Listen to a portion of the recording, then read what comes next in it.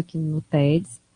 O NUTEDS é o Núcleo de Tecnologia e Educação à Distância em Saúde da UFC, que é coordenado pelo professor Luiz Roberto de Oliveira, que está aqui ao meu lado, e ele tem como missão desenvolver a inovação dos processos de ensino-aprendizagem, priorizando a incorporação das tecnologias digitais, da informação e das comunicações e da educação à distância, visando o aprimoramento dos métodos pedagógicos da Universidade Federal do Ceará e colaborando mais especificamente na formação de competências e melhoria das condições de trabalho dos profissionais da área da saúde, com atuação em âmbito local, regional, nacional e internacional. Nós vivemos hoje uma época de pós-pandemia, onde ficou muito evidente a importância da educação à distância e dos meios que facilitem a saúde digital. Pensando em todo o contexto de mudanças relativas à telemedicina, hoje o NUTEDS promove a palestra Telemedicina, Modelos de Implantação no Ceará. Para tal, foram convidados os palestrantes, Dr. Luiz Roberto, que vai fazer uma breve introdução sobre o tema. Ele é especialista em cirurgia de cabeça e pescoço com residência no INCA, especialização pela PUC, especialista em educação para as profissões da saúde pela UFC, especialista em informática em saúde pela Unifes, mestre e doutor em medicina pela Universidade Federal Fluminense e pela Universidade Estadual Paulista, professor associado do Departamento de Cirurgia da UFC, coordenador do Núcleo de Tecnologias e Educação à Distância em Saúde da Faculdade de Medicina da Universidade Federal do Ceará, coordena o Núcleo Técnico Científico do Programa Nacional de Telesaúde Brasil Redes e da Universidade Aberta do SUS, UNASUS, e editor-chefe da Revista de Saúde Digital e Tecnologias Educacionais, a RESDIT. Teremos também a participação da Natália Lima, que é enfermeira e doutoranda em saúde coletiva pela Universidade Estadual do Ceará. Atualmente trabalha como assessora técnica na Secretaria de Saúde do Estado, junto à Coordenadoria de Regulação, Avaliação e Controle, a CORAC, e ao Núcleo de Telesaúde do Ceará. A Natália vai estar falando um pouco para a gente sobre como é que está sendo a implantação da telesaúde no âmbito do Estado do Ceará. Teremos também o médico Alberto Rio, que é médico intensivista da UTI do Hospital Universitário Walter Cantídio, professor de terapia intensiva na Faculdade de Medicina da Unicristos e membro da equipe Virtus, UTI, empresa cearense voltada para a gestão, assistência e ensino na área de terapia intensiva. Alberto vai estar falando como está sendo a experiência dele a Virtus, né, com as técnicas de telemedicina e como ele pode estar ajudando, né, a medicina intensiva com essas técnicas. Teremos também Clarice Ponte, médica endocrinologista e doutora em Ciências Médicas pela Universidade Federal do Ceará. Ela é professora no Centro Universitário Cristos e atua no Núcleo de Telesaúde da instituição. Além disso, ela é pós-graduanda em Computação Aplicada à Educação pela Universidade de São Paulo e aluna do curso de Telemedicina pela mesma instituição. Clarice vai estar falando um pouco para a gente como foi a experiência de implantação do Núcleo de Telesaúde da Cristos. Passo agora a palavra para o professor Luiz Roberto. Boa palestra. Olá a todos, muito bom dia. Eu quero inicialmente agradecer a presença de vocês e agradecer por vocês se disponibilizarem a se reunirem conosco aqui para que nós possamos ter uma ideia do que a gente está fazendo no nosso próprio estado, né, em diferentes instituições. Se há uma palavra importante no âmbito da saúde digital, de um modo geral, essa palavra se chama convergência, né? Nós precisamos dessa convergência, né? E na construção dessa convergência, a sociedade ganha como um todo, porque a saúde digital é, antes de mais nada, um fenômeno de cunho social, um fenômeno que precisa da participação, da responsabilidade de diversos players, diversos interessados, para que a gente possa magnificar ainda mais os ganhos de toda a ordem que a saúde digital pode trazer. E a telemedicina está na ordem do dia por diversos contextos, né? Pelo contexto pelo fato de que finalmente o Brasil assumiu implantar a saúde digital no país, fazendo isso já aí com algumas décadas de atraso, por causa do programa Conect SUS, e a telemedicina e a telesaúde em especial, por causa de todos os acontecimentos, toda a reviravolta que ocorreu por causa da pandemia, né?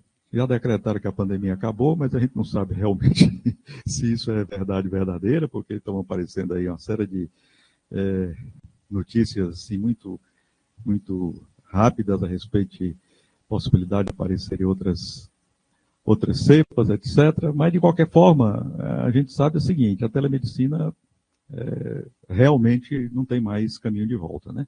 Telesaúde não tem mais caminho de volta. Hoje mesmo, no gabinete, o gabinete do ministro da Saúde está fazendo uma grande reunião em Brasília para declarar oficialmente que a telesaúde vai ser uma das coisas incorporadas no SUS, né? O que é muito bom. Depois de 20 anos de luta, o Conselho Federal de Medicina, né, resolveu concordar que o atendimento mediado por tecnologia pode ser uma coisa viável e de grande importância, né? E nós estamos num estado, numa cidade, aliás, mais especificamente, numa cidade privilegiada por conta dos cabos de conexão por via fibra ótica submarina. Nós temos hoje 13 conexões diretas daqui com grandes centros internacionais, o que abre uma perspectiva fantástica da internacionalização desse trabalho todo, da cooperação, né? Porque o mundo todo hoje faz da telemedicina, da telesaúde, um tour de force. Eu diria até que telemedicina e telesaúde são hoje um fator crítico de sobrevivência do próprio SUS, né? Para que a gente possa atingir não só os 3 grandes objetivos da saúde digital, mas inclusive o 4º objetivo que já está sendo anunciado. Você consegue melhorar a qualidade da atenção à saúde, não tenha dúvida. Dr. Alberto Rio deve falar isso, quer dizer, quantas unidades de UTIs no interior podem funcionar recebendo apoio à distância, porque não se forma intensivista na mesma quantidade da necessidade e da demanda, nem para suprir as UTIs que estão aqui na capital, quanto mais para o interior. E não tem direito de botar uma UTI no interior, porque não tem médico intensivista. Tenha santa paciência. No dia de hoje, dizer isso é um escândalo, né? E, veja bem, fico muito feliz aqui em ver o progresso que está sendo feito no Estado, na Secretaria de Saúde do Estado. Fico muito feliz também em ver que tem uma unidade na Faculdade de Cristo, na Universidade de Cristo, né? Porque é fundamental nós alertarmos que é preciso pensar na educação em saúde digital, na formação dessas pessoas que amanhã vão estar no mercado de trabalho. Eu hoje disse isso numa aula bem cedo, olhando para os rapazinhos, as mocinhas bem jovenzinhos aí no meio do curso de medicina. Eu digo, olha, vocês vão ter que enfrentar isso, porque se vocês não enfrentarem isso, vocês vão entrar no mercado de trabalho e não sabem o que vão fazer lá, né? Porque o mercado de trabalho vai exigir isso de vocês, né? Então, olha, muito obrigado. Quer dizer, nós estamos hoje, inclusive, nos encaminhando para fazer telemedicina com apoio da legislação, né, que já foi aprovado no Congresso, foi para votação no Senado, mas ninguém tem dúvida de que isso aí realmente vai ter um respaldo legal, e é preciso que a gente, então, né, saiba o que é que a gente precisa fazer para vencer algumas lacunas que estão aí persistindo.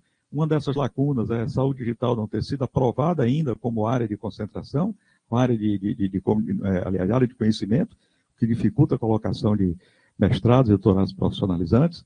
Eu estou tentando organizar um aqui, graças a Deus consegui agora de manhã adesão para mais 2 disciplinas, né? Nós temos a outra grande lacuna, que é exatamente a lacuna, né, da falta de oportunidades, né, de formação, e esse trabalho que nós vamos fazer agora pela manhã é uma possibilidade para vencer essa lacuna. E, finalmente, a lacuna de que telemedicina, telesaúde, saúde digital ainda não foi reconhecida como uma especialidade médica no país. Precisa primeiro ser reconhecida como a área de atuação do médico, a área de atuação da enfermagem, a área de atuação de todos os profissionais de saúde, para depois alguém dizer, rapaz, isso pode ser uma especialidade médica também. Mas é claro que pode, nos outros países com nome diferente, informática clínica nos Estados Unidos e outras coisas, mas isso já está reconhecido no mundo todo, só o Brasil que fica teimando em não reconhecer por pura desatenção, e isso evidentemente vai impactar.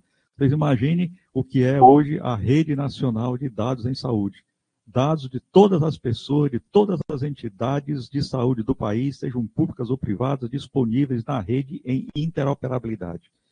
Então, muito obrigado mais uma vez. Eu espero que nós estejamos aqui abrindo as portas de um grande pacto de colaboração com a saúde, com a CESA, com a Secretaria Municipal de Saúde, vamos trocar experiências. Nós tivemos aqui 15 anos de funcionamento, e engraçado, foi suspenso o Núcleo de Telesaúde do Brasil, foram suspensos em novembro de 2019. 4 meses depois veio a pandemia.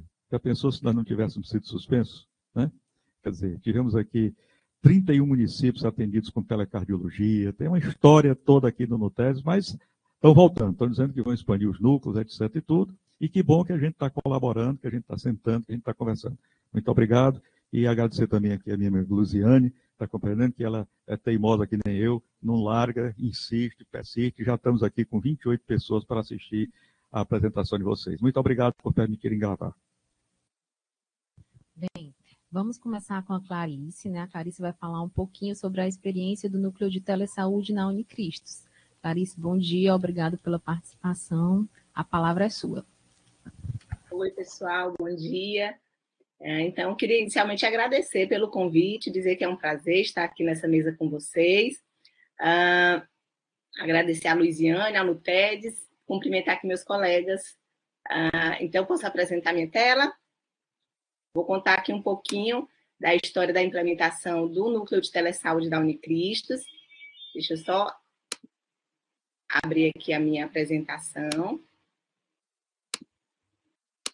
Pronto. Todos estão vendo? Sim, professor. Ótimo.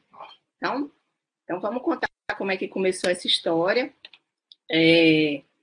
O professor Luiz já fez aqui uma fundamentação, né, alertando sobre a necessidade de formação dos profissionais de saúde em tecnologias digitais, incluindo a telesaúde e a telemedicina, muito embora isso seja muito além, né, da telesaúde em si, da telemedicina, quando a gente pensa no contexto da saúde digital, e que essa necessidade sofreu, né, um aumento dessa necessidade por conta do impacto da pandemia sobre a assistência em saúde e sobre o próprio ensino.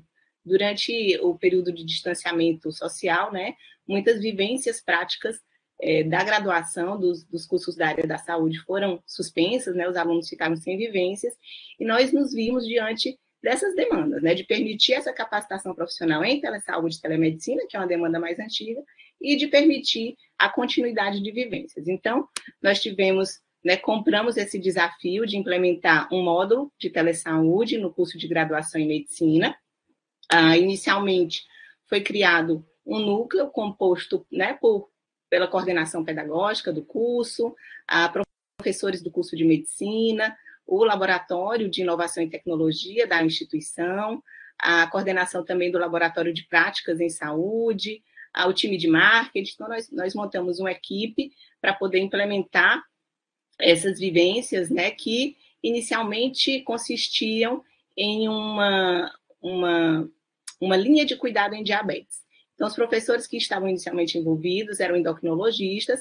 Então, nós montamos um protocolo de atendimento em diabetes para, né, o cuidado por teleconsultas.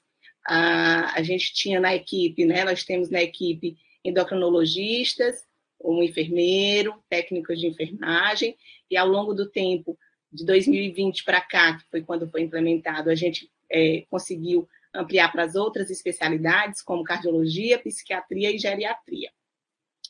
Nós montamos salas, né, consultórios virtuais, vamos dizer assim, em pontos da cidade, então em algumas comunidades, como no Álvaro N, no condomínio espiritual Uirapuru, lá no Castelão.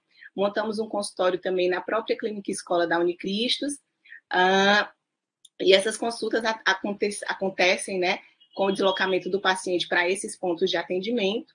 Nesse local, tem uma equipe que acolhe o paciente para permitir que ele tenha acesso à plataforma, e aí a gente vai conduzir esse atendimento, né? O paciente, então, é inicialmente acolhido por uma equipe que está presencial no local. Deixa eu contar aqui um pouquinho da linha do tempo, para a gente ver aqui os marcos dessa implementação, né? Então, a gente começou a criação do núcleo em maio de 2020, mais ou menos. A partir daí foi feita a contratação de pessoal, foi integrada uma plataforma de videochamada na plataforma de prontuário eletrônico que nós já utilizamos, e em setembro a gente começou, então, os atendimentos e as vivências, né? Então, os atendimentos, foram nessa linha de endocrinologia. O professor, então, estava responsável pela consulta na presença de estudantes que eram orientados sobre boas práticas de se conduzir um atendimento à distância, né? Então, os alunos assinavam um termo de confidencialidade e sigilo, eles tinham aulas teóricas explicando sobre a regulamentação, sobre os princípios bioéticos, né, que a gente tem que atender nessa teleconsulta. E, inicialmente, essas vivências aconteceram no 6º semestre. Ao longo do tempo, a gente foi ampliando para outros locais, né? Aqui, como eu falei, inicialmente na Clínica Escola e no Castelão, depois no Álvaro Wayne, depois ampliamos para o 8º semestre, também, incluindo mais alunos nas vivências. Posteriormente, nós adquirimos um equipamento de telepropedêutica para complementar um pouco a parte do exame físico na teleconsulta, né? Então, a gente tem um pouco dessa limitação do exame físico numa consulta à distância. Para minimizar isso, a gente adquiriu esse equipamento, eu vou mostrar um pouco aqui. E, a partir de 2021, depois do novo isolamento, né, a gente começou a permitir também atendimentos dos pacientes a partir da casa do paciente, para o paciente não precisar se deslocar aos pontos de atendimento. Ainda em 2021, montamos um centro de atendimento em Camusim, tá? Então, a gente começou a fazer consultas em endocrinologia no interior, né? Em apenas um local do interior até esse momento. Com o crescimento aqui e o envolvimento dos alunos, eles começaram a nos procurar para desenvolver projetos de iniciação dentro dessa telesaúde, da telemedicina, e nós apresentamos alguns trabalhos já com relação a essa implementação em alguns eventos nacionais. Então, esse é um pouquinho do resumo da linha do tempo. Aqui para explicar um pouco mais como é que os alunos foram apresentados, né, a esse tema. No comecinho do semestre, a gente programa algumas exposições dialogadas, né, algumas aulas teóricas, onde eles são, então, expostos a esses conceitos básicos, como eu falei. E nós também elaboramos um manual de condutas sobre as boas práticas que eles têm acesso. Essa é uma representação, então, das vivências na nossa plataforma de atendimento, que é integrada ao prontuário eletrônico, né? Então, aqui a gente tem mais ou menos 6, 7 alunos acompanhando os atendimentos, o paciente entra na sala junto com o professor, os alunos atendem junto conosco, né? Acompanham essa consulta, e aí nós fazemos aqui, então, as orientações, né? Aqui a gente reforça sempre a questão do sigilo, da necessidade do termo de consentimento do paciente, explica um pouco das limitações também quando precisa de atendimento presencial. Então, eles são aqui apresentados, né, essa modalidade da teleconsulta. Então, desde 2021, nós também temos feito algumas práticas mostrando um pouco de exame físico à distância, utilizando os princípios da telepropedêutica. Esse foi o equipamento que nós adquirimos, que permite aqui, a gente tem aqui esse equipamento que tem os comandos para solicitar captura de dados à distância, né? Então, a gente pode captar sons cardíacos, sons pulmonares, abdominais. Aqui é um devicezinho que é acoplado à câmera do aparelho para permitir fazer otoscopia, e tem um abaixador de língua aqui para permitir oroscopia. Então, esse foi o equipamento que a gente utiliza em algumas práticas. A prioridade atualmente está sendo utilizada nas práticas de cardiologia, porque a ausculta cardíaca realmente assim, é mais necessária, né, nessa consulta do cardiologista, e essas são as funcionalidades do equipamento, né? Então, além de fazer oroscopia, otoscopia, a captura dos sons, existe uma câmera de alta resolução que permite aqui, então, o exame da pele, dá para aferir temperatura e frequência cardíaca. É bem interessante, né? Aqui, para demonstrar um pouquinho.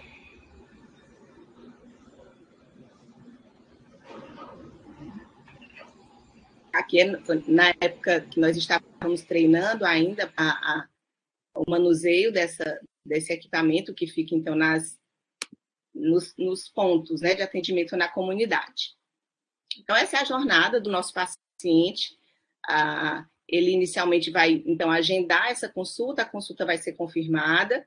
No dia da consulta, ele é acolhido na comunidade, no centro onde tem um consultório virtual, ele assina o termo de concordância, né? É realizada uma avaliação antropométrica, a coleta de alguns sinais vitais para nos ajudar ali na consulta. O paciente é, então, direcionado para a teleconsulta em si, né? O atendimento com o médico. Esse atendimento, então, ocorre na presença dos estudantes. Nós liberamos as receitas digitais, né? Quando o aparelho está conosco, fazemos a captura dos dados do exame físico e depois disso tem uma pós-consulta de enfermagem como nós trabalhamos em diabetes, principalmente, para fazer uma pós-consulta de pacientes mais complexos, né, com necessidade de educação em saúde, paciente que precisa de orientações sobre insulinização, cuidado com os pés. Então, a gente tem um pouquinho dessa pós-consulta. E no follow-up, né, no segmento, a gente tenta sempre estar estabelecendo uma comunicação digital mesmo, com envio de material educativo. Alguns pacientes são acompanhados mais de perto através do telemonitoramento, aqueles que são mais descompensados, né, que estão com hiperglicemia ou que têm risco de hipoglicemia. E aí eles vão fazer os exames e marcar o retorno. Então, essa é um pouco da jornada desse paciente que é atendido conosco. Então, desde o início dos atendimentos em setembro de 2020 até hoje, nós realizamos 1.769 consultas, né, com a taxa de absenteísmo de 19%. A maioria dos atendimentos são na endocrinologia, né, porque inicialmente, realmente a gente teve mais tempo com endócrino, mas estamos aqui tentando ampliar os atendimentos nas outras especialidades, psiquiatria, cardiologia, geriatria, né, e também acrescentando aqui outros profissionais da área da saúde, no caso a enfermagem e a nutrição, para montar um time mais multiprofissional mesmo no segmento desse paciente. A gente tem feito uma avaliação da satisfação do usuário, dos pacientes que são atendidos, né? Então a gente envia um formulário com algumas perguntas que foram estruturadas e a maioria dos pacientes tem avaliado de forma satisfatória. Eles relatam que as queixas foram atendidas, que o profissional o ouviu atentamente. Eles acreditam que o acompanhamento dele, o controle do diabetes, por exemplo, podem melhorar com a telemedicina e estão dispostos a manter esse acompanhamento. A gente fez também aquela avaliação de satisfação pelo NPS, né, o Net Promoter Score, e a avaliação foi 100, então não tivemos detratores, né, eles disseram que indicariam esse atendimento para outras pessoas, tá? Então, os pacientes, de uma forma geral, têm avaliado de forma satisfatória essa modalidade da teleconsulta na presença de estudantes, né, durante o atendimento. Com relação aos alunos, até o momento nós recebemos, né, nas vivências de telesaúde 561 alunos de graduação, como eu falei inicialmente, a maioria do S6 e do S8, tá? Então, eles passam mais ou menos 2 a 3 vivências por semestre. Tá? Eles têm as vivências presenciais, hoje que os atendimentos presenciais já estão liberados, né? Eles têm os atendimentos presenciais e passam no atendimento por teleconsulta 2 a 3 vezes por semestre. Em uma média de 6 alunos por vivência. A gente também tem tentado captar um pouco da percepção dos estudantes, né, sobre essa prática, e aí a gente também tem alguns questionários, alguns formulários que eles preenchem espontaneamente, e eles relatam que, assim, as sugestões, né, formas de se fazer exame, o que é que eles querem aprender, né, formas de fazer exame físico em telesaúde, aplicativos que auxiliam na telemedicina, aqui repetindo a questão como fazer consulta médica e exame físico à distância, quais os meios de ingressar no mercado em telesaúde, como melhorar a interação médico-paciente nesse ambiente, como têm sido os atendimentos em saúde mental na pandemia, né? O outro relatou que gostaria de ter um pouco de cada especialização, né? Então, mais especialistas nas diversas áreas fazendo consultas em telemedicina para ver como é a adaptação de cada especialidade para esse cenário de atendimento, né? Aqui a gente tem mais algumas sugestões, né? O impacto no mercado de trabalho com a regulamentação da telemedicina, quais são os desafios éticos, né? Aqui uma sugestão para melhorar a câmera e melhorar áudio, né? Que é uma das dificuldades, uma das limitações, às vezes, de conexão, que eu vou mostrar, mais uma sugestão do aluno também. O maior número de consultas e revezamento dos professores para que os alunos tenham experiências com várias abordagens. Ainda de feedback dos alunos, né? Eles consideram que é um módulo relevante e interessante, né? Eles acham que é necessário esse tipo de vivência, e eu marquei aqui alguns comentários, que está pequenininho, então eu vou ler aqui para facilitar. Então, assim, nós já estamos vivendo sob essa demanda em telemedicina, é um fato. A inserção dessa disciplina para a nossa educação médica é de extrema importância. A partir dela, iremos alicerçar nosso conhecimento para esse vasto campo da assistência. Outra que eu sinalizei, que é inovadora a experiência de ter aulas e vivências em telemedicina, né? Então, é bom conhecer coisas novas e formar novas opiniões.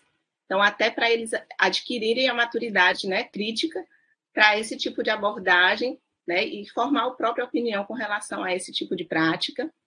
Aulas importantes para a medicina atual, né? Aqui, mais uma vez, um relato de que é necessário. E aqui um aluno que diz que, apesar de não ser empolgante para nós que desejamos ter contato com pacientes fisicamente, reconhece a importância de já estarmos tendo contato com essa atividade e tecnologia na graduação, né? Então, também uma boa percepção por parte dos estudantes que vêm nas vivências, tá? Então, como vantagens que a gente tem percebido, né, que a gente está podendo desenvolver, né, um ambiente assistencial e multiprofissional, mostrando para os estudantes a questão dos princípios éticos através dessa modalidade de atendimento, tá? Então, são atividades práticas seguras que permitem o treinamento de habilidades para os estudantes, né, para eles se comunicarem numa teleconsulta, além do profissionalismo. Uma outra vantagem desse tipo de vivência é que os alunos podem conhecer as limitações desse método de atendimento, né, a partir dos desafios que nós vivenciamos na prática, como dificuldade de acesso à internet ou necessidade de atendimento presencial. Em algumas consultas, a gente tem que dizer, né, explicar, olha, esse paciente realmente a gente vai precisar complementar esse atendimento num segundo momento, numa consulta presencial. E outra vantagem seria, então, o benefício que é oferecido aos pacientes que estão sendo atendidos, né, pelos especialistas. Muitos pacientes relatam essa dificuldade do atendimento com os especialistas na unidade, né, na atenção primária, eles são encaminhados e não conseguem, então, prosseguir aí nessas consultas com os especialistas. De limitações, né, nós tivemos muitas, mas o tempo exíguo, né, para a implementação, então, foi tudo em meados de 2020, a questão da conectividade à internet, em alguns momentos, principalmente nos sítios, nas comunidades, né, que às vezes tem um pouco de instabilidade. A gente tem uma grande dificuldade com relação à rede de apoio no segmento desse paciente com relação às receitas que nós emitimos, porque elas não são aceitas na atenção primária, né? Então, o paciente tem que transcrever essa receita no posto de saúde para poder receber as medicações, os comprimidos, a insulina e outros medicamentos, e a dificuldade de acesso para os exames especializados quando necessário, né? Nós fazemos alguns exames laboratoriais mais básicos, mas exames mais especializados, não. A gente tem que mandar realmente para a rede de apoio, né, para atenção primária.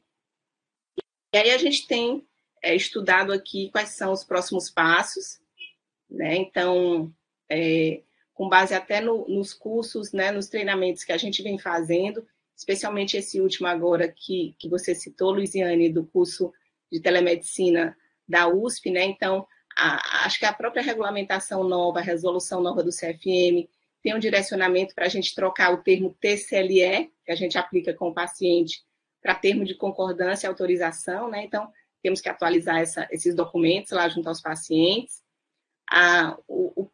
um próximo planejamento são as consultas presenciais intercaladas no período de 180 dias, que é a nova também recomendação, né, da resolução, quando a gente faz segmento de doença crônica.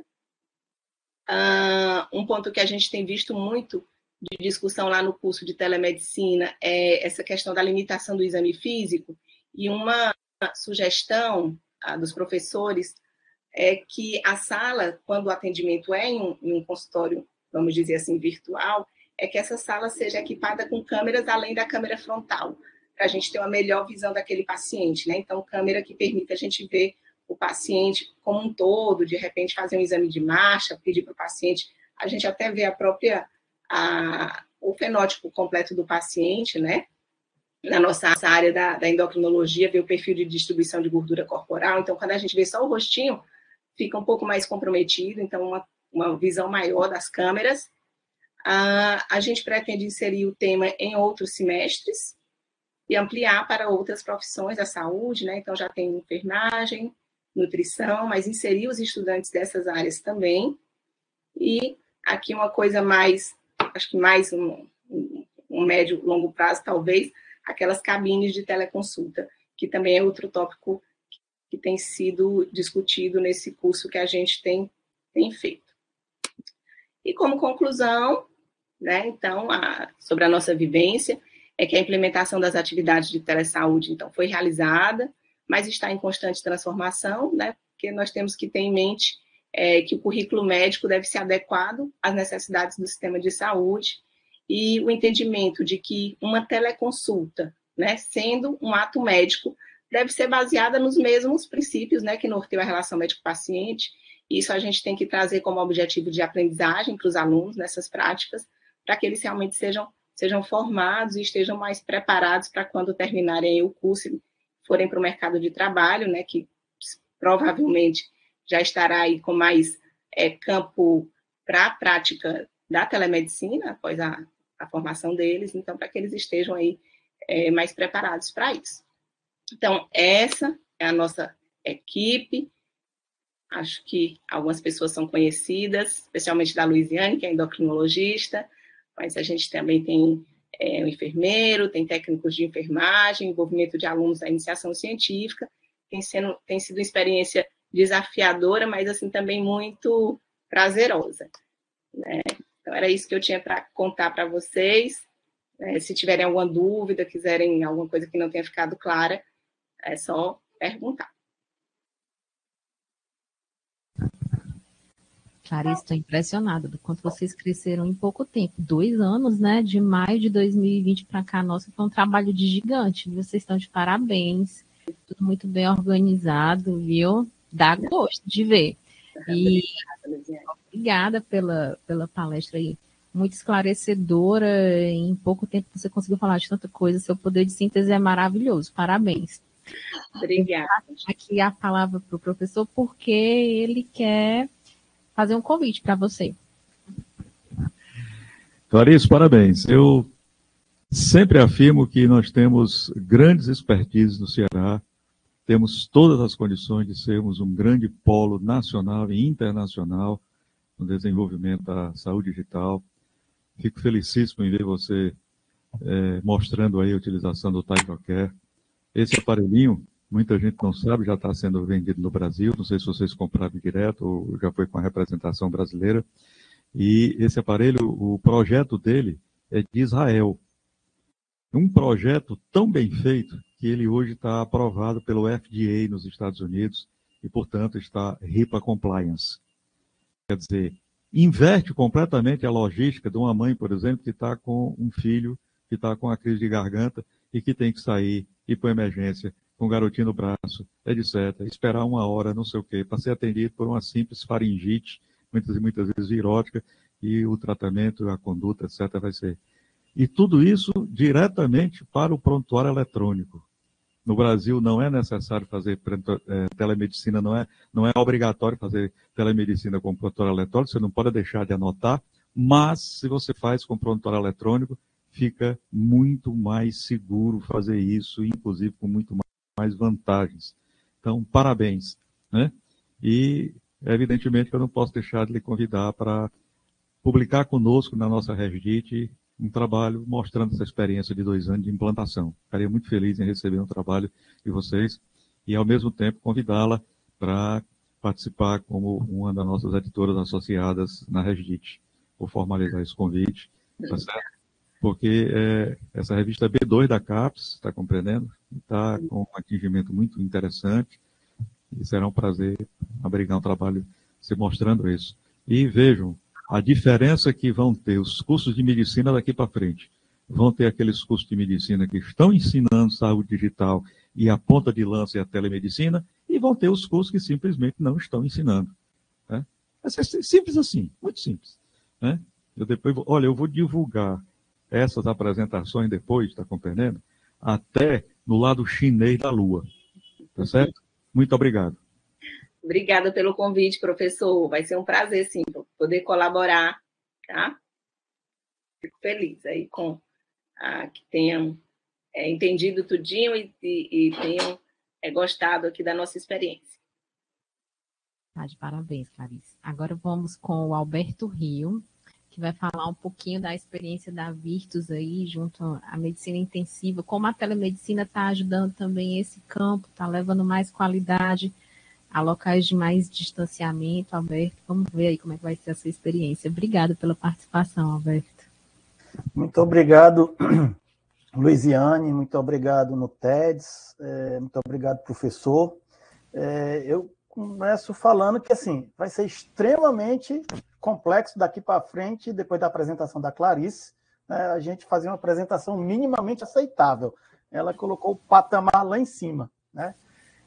Eu vou fazer aqui, respeitando o tempo, porque se fosse falar de telemedicina, terapia intensiva e humanização, eu poderia ficar uma semana aqui direto, mas eu vou sintetizar e vou fazer em 2 momentos. Vou mostrar como é que foi a nossa experiência e depois alguns dados do serviço, tá?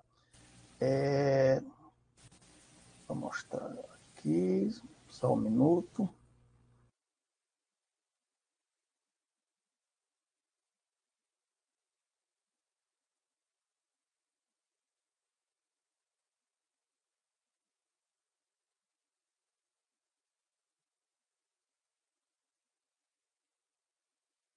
Vocês conseguem ver aí minha apresentação? Ok. Bom, pessoal, falar de UTI, telemedicina e humanização, para mim, eu poderia conversar aqui vários momentos, várias vezes, me chamarem às vezes que quiserem, porque eu adoro não só conversar, mas me comunicar também, que vai além disso, né? Então, o que eu vou passar aqui para vocês, de maneira resumida, o que aconteceu na Covid, né? Como o professor citou, nós já tínhamos déficits de terapia intensiva, de leitos, de unidades de UTI, de leitos e de profissionais das mais diversas profissões, historicamente. Então, muito antes da pandemia, nós já tínhamos, por exemplo, déficits, e na pandemia surgiram vários números, dependendo do viés que alguém quisesse ver, o tamanho dessa deficiência, né? Mas um dos mais confiáveis dizia que a gente tinha um déficit de leitos de UTI, de 40 mil leitos de UTI em todo o Brasil, né? Os números eles ficam mais vulneráveis em cada estado, mas o déficit global era em torno disso, de 40 mil leitos de UTI. De profissionais de terapia intensiva, mais ainda. E aí não é só o intensivista, é o enfermeiro intensivista, o fisioterapeuta intensivista, o farmacêutico intensivista. Então, toda a equipe multiprofissional ela é muito deficiente em todo canto. Os Estados Unidos, há muito tempo, fala dessa escassez. E se lá aqui tem muito mais recurso financeiro, tem essa deficiência de recurso humano, o que dizer daqui, da gente, né? E o professor levantou a questão brilhantemente. Será que por falta de intensivista não seria possível abrir esses leitos lá no interior? Então foi o que a gente pensou também.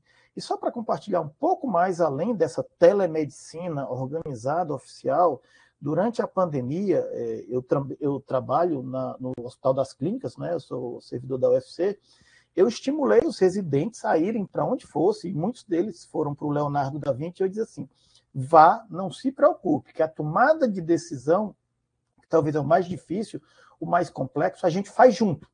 E aí, onde eu estava, eles mandavam prints das telas dos ventiladores, eles faziam chamada de vídeo e mostravam, e esse ritmo aqui do monitor? Então, assim, isso é uma forma ainda precária, vamos dizer, não no bom sentido, de telemedicina, mas foi necessário num momento muito delicado que nós passamos, né? No caso das UTIs do interior, principalmente na do Brejo Santo, que é onde eu faço visita diariamente, né? O que a gente procurou oferecer? Muitos casos de Covid, que felizmente já passaram e a gente consegue manter a qualidade do cuidado, mesmo da pandemia, mas a gente tinha alguns objetivos bem diretos e bem práticos. Primeiro, a entrada precoce de um intensivista em casos complexos, naqueles casos de Covid, que você tinha decisões que precisavam ser tomadas dentro de minutos ou poucas horas, né? Então, dentro de 1 hora, a nossa meta, nosso plano era eu já estar como intensivista ciente desse caso, já ter orientado algumas decisões e ter revisado esse caso no máximo dentro de 1 hora. E isso sim, a gente entende que já alterou a prática lá. Na maioria dos interiores, nós temos profissionais bem formados, que não tem tanto essa dificuldade do exame físico, como a Clarice falou, porque o tipo de telemedicina que nós fazemos hoje na terapia intensiva é uma telemedicina, vamos dizer assim, de consultoria. A gente não examina e nem trata do paciente diretamente. Tem outra equipe do outro lado, outros profissionais, inclusive médicos, eles examinam, então eles passam para a gente, olha, estou auscultando isso, aquilo, o eletro dele é esse, o exame dele é esse, e a gente sugere a tomada de decisão, né? E com isso a gente passou a ter acesso 24 horas por dia a situações mais agudas. E mesmo que a gente já tivesse passado o horário da visita, a gente consegue, hoje em dia, todo mundo muito conectado, a gente consegue acessar esse prontuário e esse paciente acompanhando conjuntamente o caso, né? Mas a telemedicina em UTI, assim como em outras áreas, eu acredito, ela não é só a gente tomar a decisão, não é só aquele modelo paternalista em que a gente, eu fico dizendo o que fazer e eles obedecem como se fossem estudantes ou internos.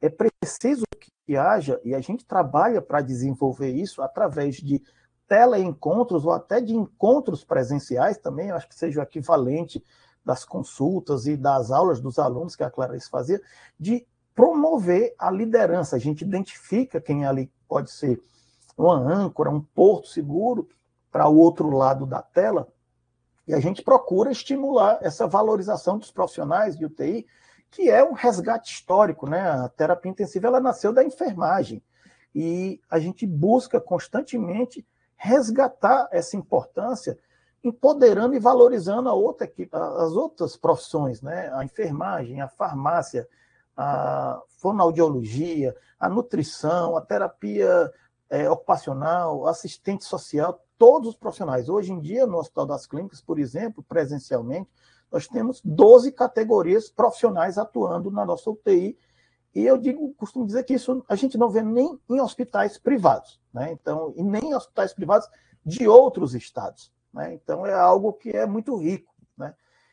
E a gente também precisava entender a característica organizacional do hospital. Ele trazia a gente da telemedicina, mas ele precisava nos dar algo mais, né? Então, assim, algumas demandas que não tinham antes da telemedicina começam a aparecer. Então, a gente, ao pensar em determinadas situações, precisa mais de tomografia, precisa de ultrassom na beira do leito, precisa de um comparecimento cirúrgico mais precoce, tudo baseado nas melhores práticas e com bons argumentos, e que antes não haviam.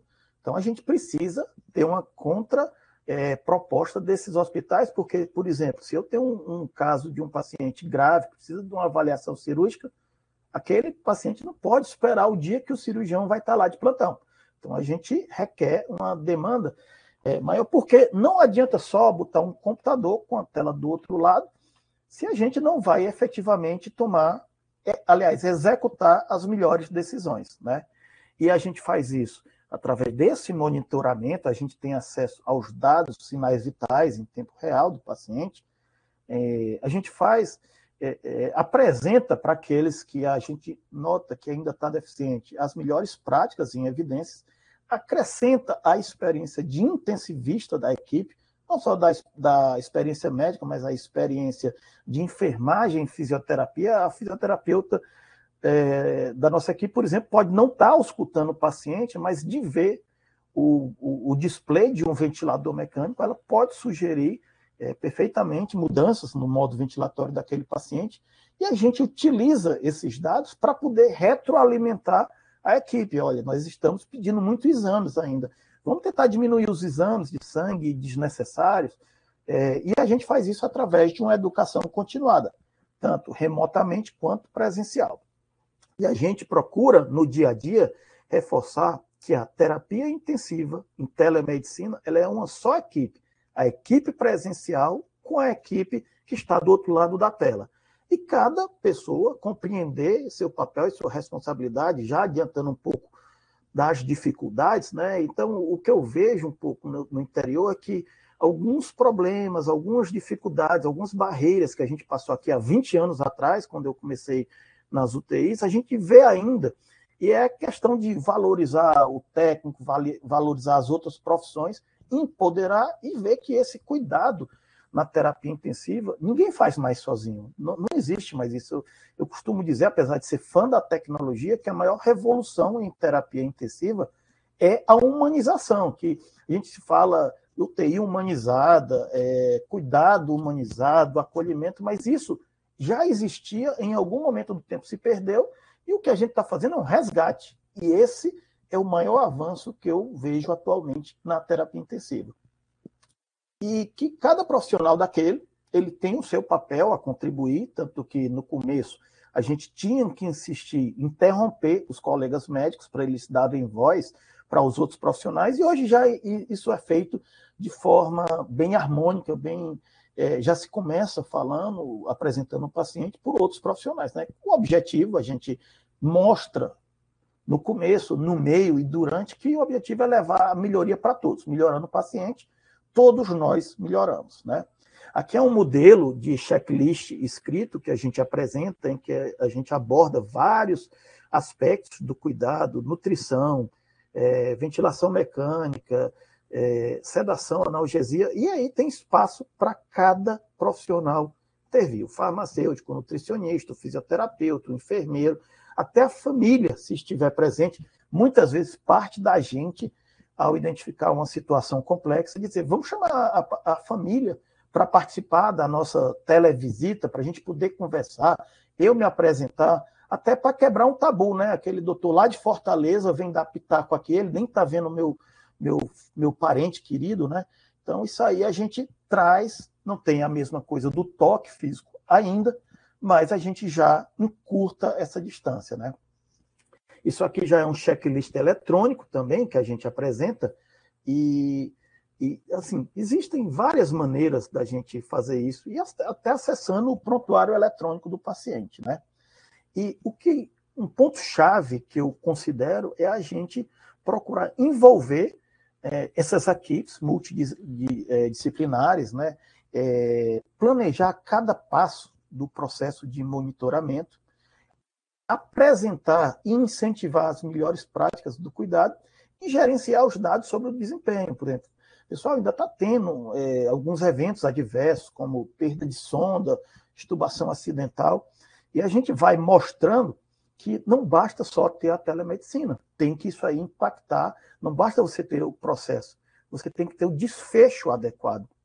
Né? E essa integração efetiva das equipes de tele-UTI, a equipe que está do lado de cada tela, a equipe que está do lado de lá do paciente, ela é fundamental para o sucesso do projeto. Não adianta só eu contratar a melhor telemedicina do mundo se eu não tiver uma harmonia, uma integração entre essas duas equipes, né? e mostrar para os hospitais também. A gente tem que ter um discurso. Eu aprendi isso num treinamento num dos hospitais líderes no Brasil, né, que a gente tem que ter um discurso para o diretor clínico mostrar as melhores práticas, o melhor cuidado, e um discurso para o diretor administrativo. Olha, esse melhor cuidado, ele é melhor e mais barato do que o pior cuidado, porque, pelo menos na terapia intensiva, a gente vê muito que cuidar melhor, na maioria das vezes, é inclusive mais barato e tem menos custo, né? E nesse processo de transferência de pacientes das enfermarias para a UTI, da emergência para a UTI, até de UTI para casa, a telemedicina tem um papel fundamental e isso aí ajuda a alocar o paciente no melhor local para ele. Além do que, tendo alguém para você consultar a qualquer momento, a qualquer hora do dia e da noite, isso aí diminui o estresse e o burnout da equipe, que já existia até nos locais com vasta experiência em terapia intensiva. Imagine nos locais que tinham que cuidar de pacientes graves sem essa retaguarda da terapia intensiva, né? Então, nós estamos aprendendo, evoluindo, melhorando essa interação e compartilhando essa participação, e é uma mudança de cultura muito mais do que um avanço tecnológico, assim como a Clarice mostrou dos alunos, dos pacientes. Assim, por exemplo, me chamou a atenção um aluno que disse assim, olha, eu não acho muito empolgante, mas eu acho que é importante, e realmente é importante, e com o tempo a gente vai tornando também mais empolgante, né? E o impacto da telemedicina, como o professor citou, ele impulsionará as futuras políticas de saúde, né? Então, é uma estrada longa, uma estrada que a gente, felizmente, não vê o fim, mas é uma estrada que a gente tem a percorrer junto. Eu agora vou só pedir licença para eu fechar essa minha apresentação e apresentar alguns dados lá do interior, tá? Estou acabando, pessoal.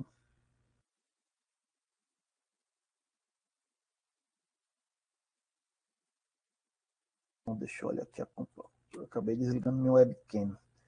Bom,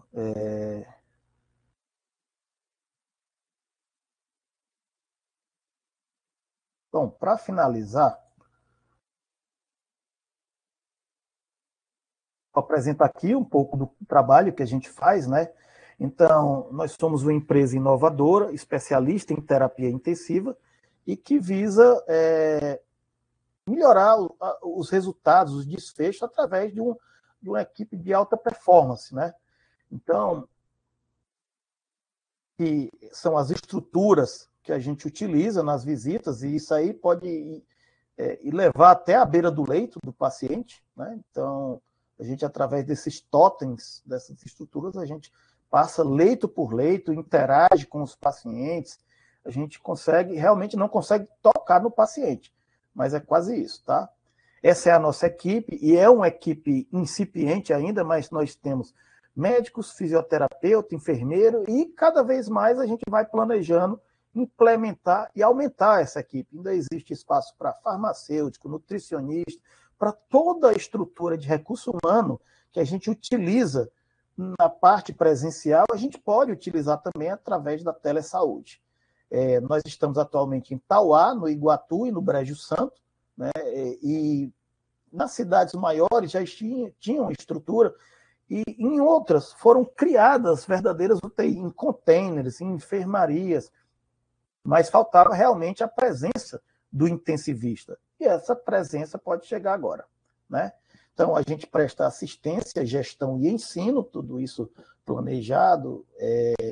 Fazemos visita na beira do leito, como eu falei, acompanhamos procedimento, acompanhamos prontuário eletrônico, diagnóstico, prescrição e, às vezes, até procedimentos em tempo real, né?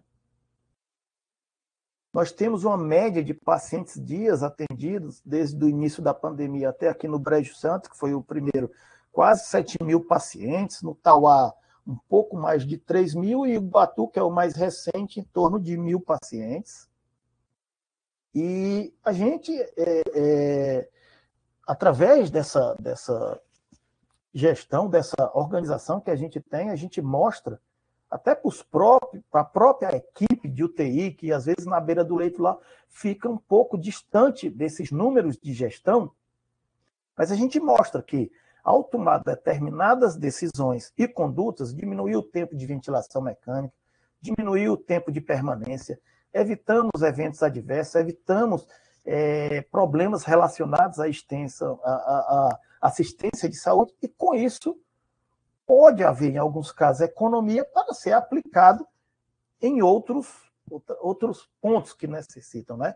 E mesmo sendo um trabalho recente, de uns 2 anos para cá, alguns das UTIs que a gente atende, elas já estão com um desempenho da melhor qualidade, sem dever nada a determinadas unidades com equipe de intensivistas presencial.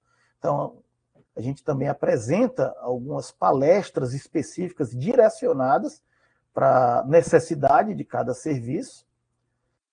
Temos essa educação continuada, que tem um currículo que a gente procura seguir, mas sempre direcionando para a necessidade, também contextualizando, individualizando, e cursos presenciais, quando a gente identifica essa necessidade, né? Fazemos visita diagnóstica e treinamento também, e com isso eu espero sinceramente que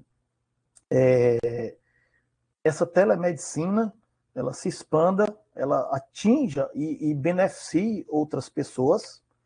E como o professor Luiz falou, e complementando as palavras dele, não é porque existe uma escassez de profissionais de saúde que a gente vai deixar essas pessoas sem serem atendidas. Como o professor diz, assim, às vezes uma cirurgia grande, a pessoa sai do seu conforto, na sua casa, no seu município, e vem para cá, porque aqui tem uma monitorização maior, sendo que essa monitorização agora pode ser ofertada no seu município de origem. Professor, eu não tenho qualidades para ser convidado como a Clarice, mas na qualidade, assim, sendo servidor público, estando aí do lado no Hospital das Clínicas, eu me ofereço para a gente trabalhar junto aí na UFC e contribuir também com o que for possível. Eu tenho 3 grandes paixões, que é a terapia intensiva, a humanização e a equipe multiprofissional. Essa ninguém mexe, porque essa eu defendo com unhas e dentes. E a terceira é a tecnologia. Eu vou fazer uma analogia agora, para finalizar, num livro que eu li sobre inteligência médica. Nesse livro, ele dizia que o algoritmo ele não vai substituir o médico, mas o médico, com o algoritmo, vai substituir o médico sem o algoritmo. E aqui eu faço uma licença poética para dizer que o médico com telemedicina ele vai suplantar o médico sem a telemedicina. Muito obrigado a todos.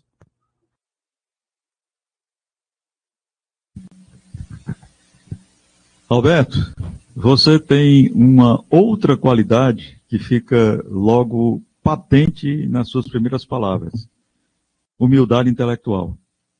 Além dessas outras qualidades aí, todas que você mostrou com a sua apresentação. E olha, já está passando a hora de você publicar isso na Reddit, viu? Okay. Então está encomendado aqui, não é nem um convite, está compreendendo? É uma encomenda, viu? Olha aí, muito obrigado. Olha, está na hora de você publicar essa experiência do que você tem feito. Rapaz, você atender 10 mil pessoas, está compreendendo? Isso é algo memorável, e isso precisa ser publicado, essa sua experiência, da sua equipe, de todo esse pessoal que trabalha com você. Além do mais, você tocou num ponto assim, que quase sempre quando a gente fala em telemedicina, telesaúde, esse ponto, embora importantíssimo, né? Superlativo do superlativo, ele passa batido, que é a chance de ensinar e de aprender que as ações de telemedicina e telesaúde proporcionam. Tá certo? Isso é o lado educacional da telemedicina e da telesaúde, tá certo? Que na maioria das vezes passa assim desapercebido.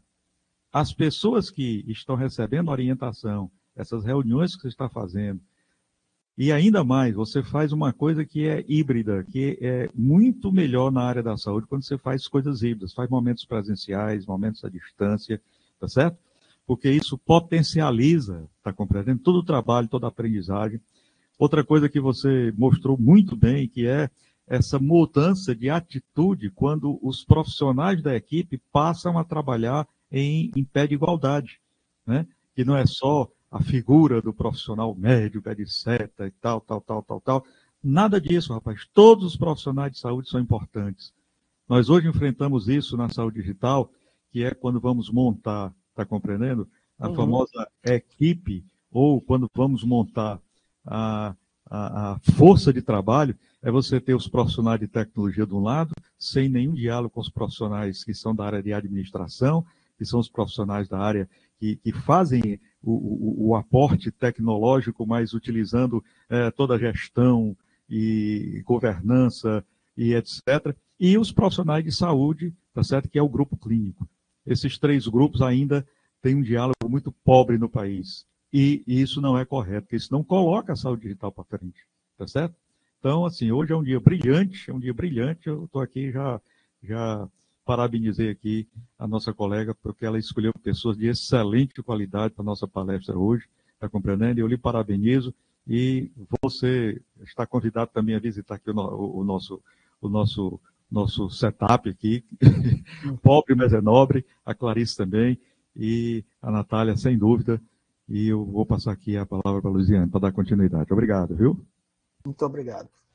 Parabéns, Alberto, pela palestra. Eu acho que o Alberto e a Clarice falaram de novos saberes médicos que são super importantes, que é saber falar também de gestão e saber falar também de comunicação, de telemarketing. Então, não dá para fazer telemedicina sozinho, né? Você tem que ter um background aí bem grande por trás. E foi excelente. Então, quando eu pensei o formato dessa nossa reunião hoje, eu pensei em trazer alguém do ensino, né, particular, que foi a Clarice, trazer uma iniciativa de empreendedorismo do setor privado com a Virtus, e agora a gente vai para uma outra experiência, que é ver como o Estado está lidando com todas essas mudanças, o que o Estado está implantando, né? Então, a Natália da CESA vai falar um pouquinho agora sobre como está sendo a experiência do Estado. Muito obrigada, Natália, pela presença aqui, pela colaboração. Por nada, eu que agradeço. Na verdade, para mim é uma felicidade muito grande ter sido convidada para esse encontro. Segunda vez, né, professor Luiz Roberto, que a gente se encontra nesse ano. É um momento muito feliz, eu acredito, não só para a questão do telesaúde, mas sobretudo na assistência mesmo, assistência não falo de uma forma mesmo mais completa aos profissionais da saúde, sobretudo, especialmente para os pacientes, né? É de encher o coração. Tive a oportunidade, né, de estar na implantação do telesaúde realmente aqui na secretaria desde o início. Eu imagino agora como o professor Luiz Roberto esteja com a alma alimentada, né, vendo o quanto o telesaúde vem crescendo nesses anos todos, né?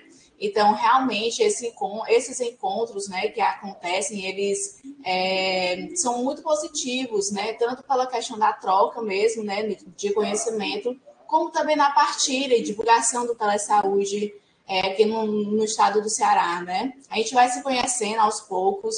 Vi ali, Clarice, que a doutora Elane também faz parte da equipe de vocês, né?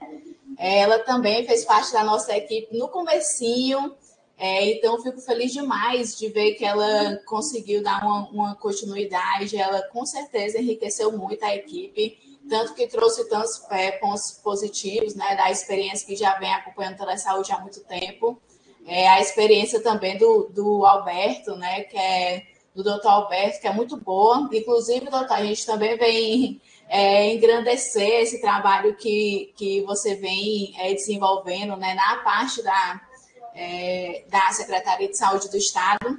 Então, vou passar aqui um pouquinho, um pouco da nossa história, né, de como que começou o telesaúde, como que está hoje em dia aqui, né? O telesaúde, ele vem desde 2007, né, ele era vinculado às universidades federais, né, inclusive o próprio professor Luiz Roberto, ele teve a oportunidade de iniciar essa implantação aqui na Universidade Federal do Ceará, né?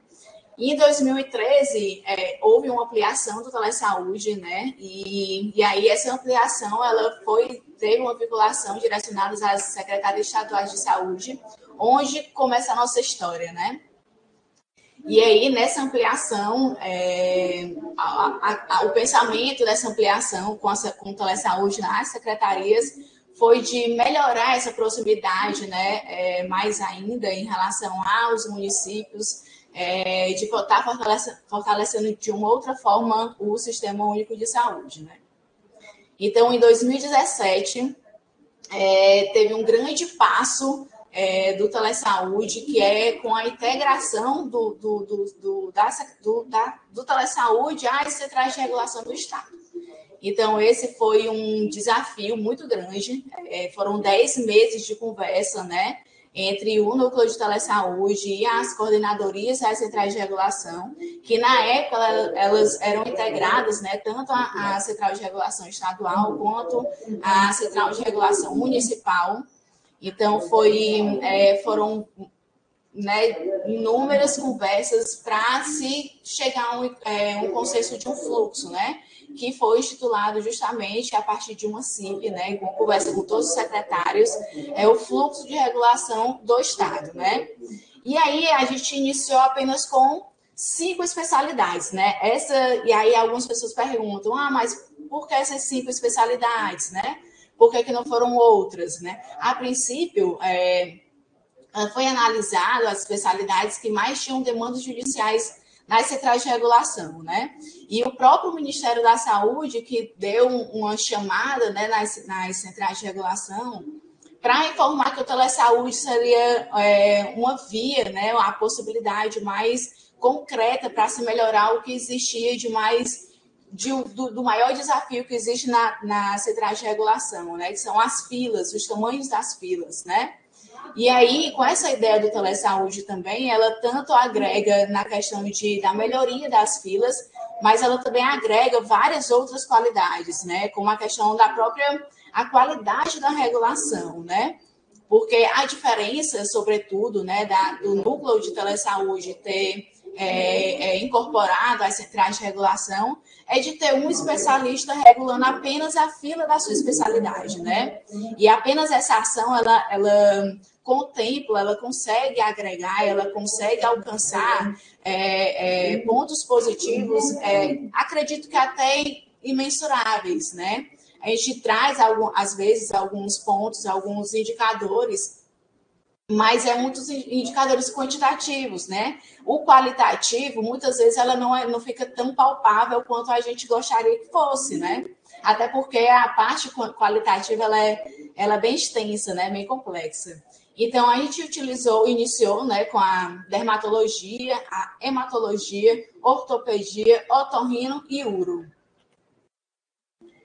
E aí, como mostrei para vocês, né, a gente começou apenas com 5 especialidades e hoje em dia a gente está agregando, né, a enfermagem, a odontologia e 24 especialidades médicas, né? Então, realmente foram muitas conquistas. Eu trago aqui para vocês quais são essas categorias, essas especialidades, né? Hoje a gente está realmente com a equipe completa, sobretudo das especialidades médicas, né? Inclusive, Alberto também tem intensivistas, né, aqui. Então, realmente é uma equipe multiprofissional para dar suporte a todos os profissionais de saúde do estado do Ceará, né? Independente de ser da rede pública, mas também a gente está disponível para todos os profissionais da rede privada também. Então, com atividades, né, a partir de 2020, com a pandemia, né, ela veio com a possibilidade de ampliação de atividades, né. O telesaúde, em meio da pandemia, ela vem como praticamente o principal, se não for o principal, a principal ferramenta para a melhoria e continuidade da assistência à saúde na população, né? Então, foi realmente, houve um crescimento muito grande de atividades, sobretudo aqui na Secretaria de Saúde. Uma delas é a teleregulação, que já vem com essa implantação desde 2017, que aí todos os encaminhamentos que são realizados, né, pelos profissionais da atenção, sobretudo da atenção primária. E aí vocês vão ver que cada atividade, ela meio que tem um público-alvo diferente, justamente para tentar agregar, para tentar alcançar todos os usuários, né, todos os profissionais de todos os níveis de atenção. A teleconsultoria, que é aquele momento, né, de que o profissional da saúde, ele quer ali tirar uma dúvida, quer trocar uma ideia, né, quer compartilhar ali conhecimento com essa equipe, né, de profissionais, equipe multiprofissionais, com essas equipes, com as especialidades, com esses especialistas, né. Então, a gente coloca a teleconsultoria como uma das atividades principais, porque a gente acredita que a teleconsultoria é o que vai refletir diretamente em praticamente todas as outras atividades que tem o telesaúde, né? Então, existe essa equipe multidisciplinar que está à disposição realmente para ter essa troca com todos os profissionais da saúde. A tele-UTI, que são os profissionais intensivistas, né, que eles estão ali à disposição também de todas as unidades que têm o interesse de ter uma segunda opinião, um acompanhamento com o médico intensivista, e aí traz essa realidade, tanto que o Alberto colocou, quanto que o professor Luiz Roberto também verbalizou no começo, né, que é uma realidade, não foi uma realidade apenas do estado do Ceará, nem do Brasil, é uma realidade mundial, de que não há intensivistas disponíveis para todos, sobretudo nessa questão da pandemia, em todas as unidades de terapia intensiva existentes, né? E sabe-se também que a quantidade de intensivistas, eles estão mais concentrados nas capitais, né? Então, o interior, ele fica um pouco desassistido, né, em relação à presença desses médicos especialistas. Então, a gente tem uma equipe de intensivistas que realiza só nesse ano, até abril, já foram realizadas mais de 400 visitas, né, nessas unidades de terapia intensiva. Então, realmente é uma atividade que teve uma continuidade, né, nessa assistência a esses profissionais.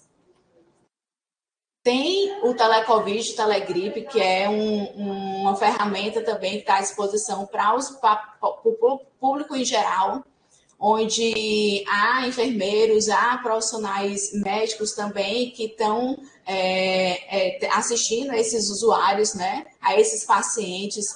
Quando necessário, tem a possibilidade de estar dando uma receita, né, para um atestado médico, para que aquele usuário ele se sinta atendido de uma forma mais próxima, né, daquele profissional, daquele atendimento que ele está realizando. A navegação, assim, eu sou um pouco suspeita para falar das atividades do telesaúde, porque eu sou uma grande entusiasta do telesaúde, né? Eu acho uma ferramenta fantástica e que ela agrega possibilidades inimagináveis, inclusive, né? Que cada dia a gente vê uma inovação, uma atividade nova que a gente fica abraçando mesmo a causa, e como você falou, Clarice, da questão das cabines de teleconsulta, né, que a doutora Elaine também compartilhou com a gente em uma outra oportunidade, e a gente ficou muito feliz com essa novidade e com vontade de realizar também, de ampliar, né, essa atividade.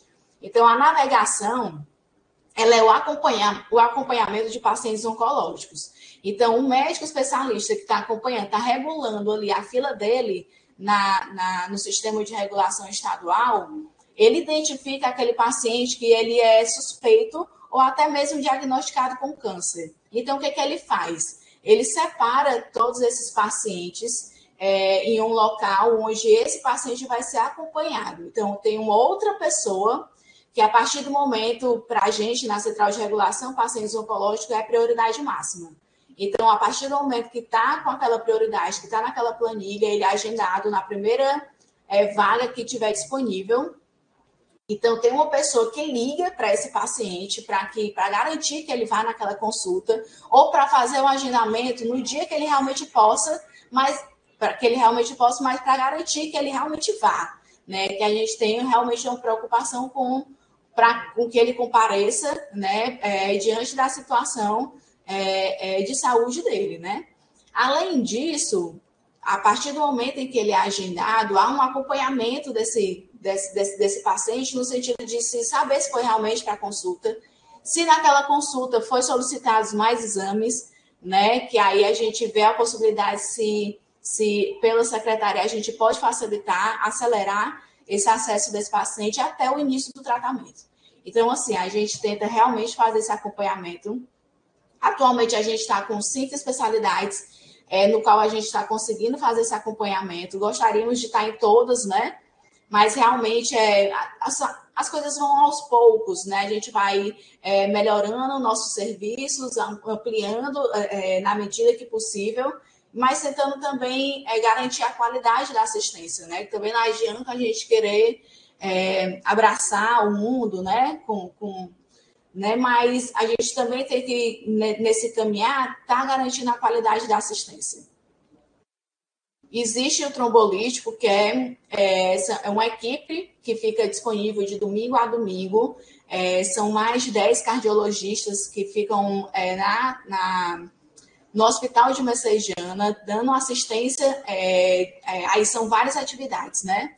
Eles tanto fazem a regulação da parte de cardiológica, como eles também dão assistência à urgência, às unidades de urgência e emergência, dando essa assistência a esses pacientes para análise se precisa realizar o trombolítico ou não. Então, é muito interessante. Tem os cuidados críticos, que é uma equipe multiprofissional, que eles realizam visitas, né, nas UPAs, para ir em hospitais também habilitados, né, que verificando se existem, né, acompanhando se existe algum paciente que tem a possibilidade de ir para a casa de cuidado, onde é um local onde vai dar uma assistência melhor para aquele paciente que, por vezes, está já em uma condição de enquadramento de paciente no paliativo, né? Então, é realmente para dar uma qualidade e também o paciente fica menos exposto, né, a qualquer novas infecções que possa ocasionalmente ter nos hospitais, né? Existe também a atividade de intérprete de Libras, que aí é um intérprete que fica com a gente de segunda a sexta, o dia todo, e ela está disponível para todos os níveis, para todos os profissionais também, para todos os níveis de atenção.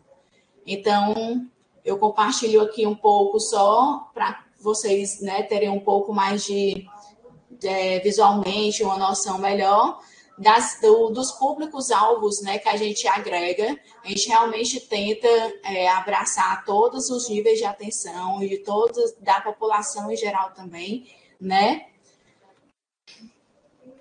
E a gente traz aqui só um pouquinho, dos indicadores, né, como falei, a teleconsultoria para a gente tem como uma ferramenta essencial que ela reflete em várias outras atividades, né?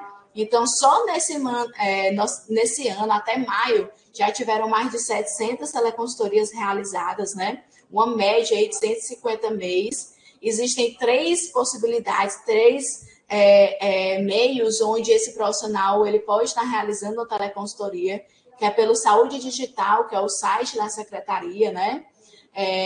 Aliás, a plataforma da secretaria, melhor dizer. Existe o telefone, que é o 0800, e pelo WhatsApp. Né, existe toda uma preocupação também de análise, fica uma pessoa, quando é por telefone ou pelo WhatsApp, fica uma pessoa analisando e verificando se aquele profissional realmente é da saúde, no cuidado que a gente tem tanto com a segurança dos dados também, mas também na resposta, né, do que o profissional está repassando para um outro profissional, né?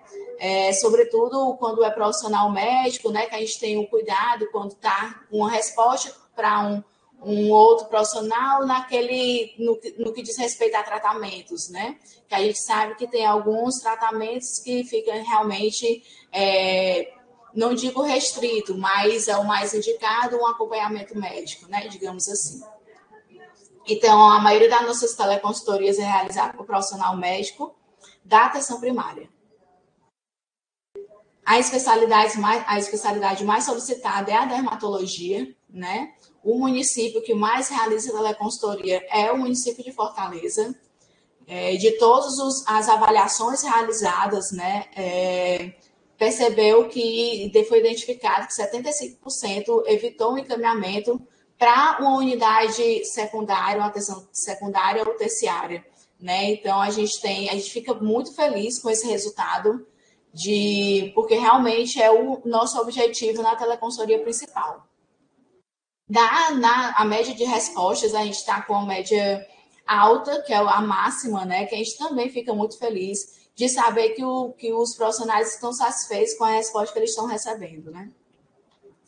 Então, aqui apenas alguns folders e alguns cards das atividades, né? Dizendo qual o número do 0800, né? Que o profissional da saúde pode estar utilizando para realizar uma teleconsultoria.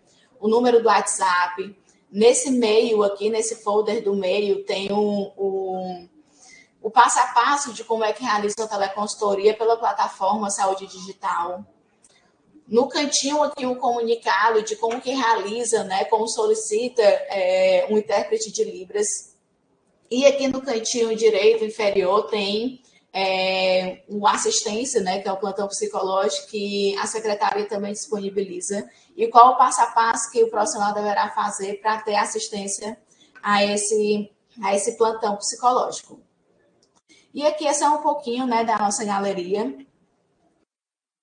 e aí as visitas, né, que os nossos intensivistas realizam, a teleconsultoria, que aí tem a possibilidade de enviar fotos, e aí facilita muito o acompanhamento, né, da especialista. A teleregulação, a equipe de cuidados críticos, né, que é o paliativo. E aqui é os nossos contatos.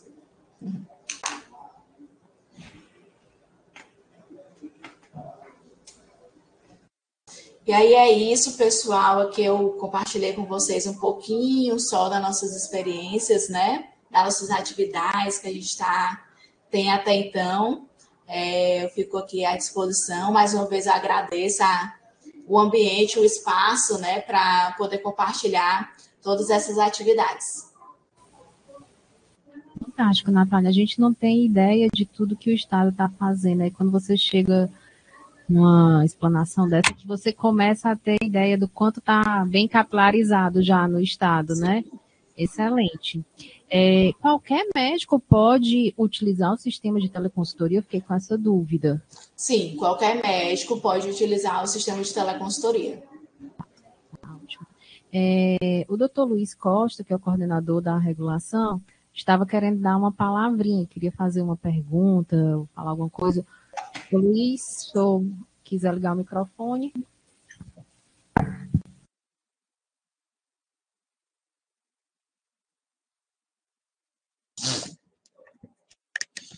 Bom, primeiramente, uma boa tarde. Eu queria parabenizar essa iniciativa, né, da integração desses serviços, né, ou dessas iniciativas de telemedicina. No nosso caso aqui, a teleregulação. É uma coisa que no dia a dia que a gente tem muito afinco, entendo, está trabalhando com a teleregulação, ela faz parte, o Telesaúde Ceará faz parte aqui da regulação do Estado, né? E eu acho que ninguém melhor do que a Natália, né, que está aqui desde o início para poder falar sobre isso. Ela é nossa professora desde que eu era da atenção básica, que eu já tenho admiração por esse serviço, né? Hoje eu estou aqui como coordenador da regulação. Queria parabenizar e congratular o Alberto, a Clarice, são colegas aqui também de longa data, né? E queria fazer algumas considerações, né?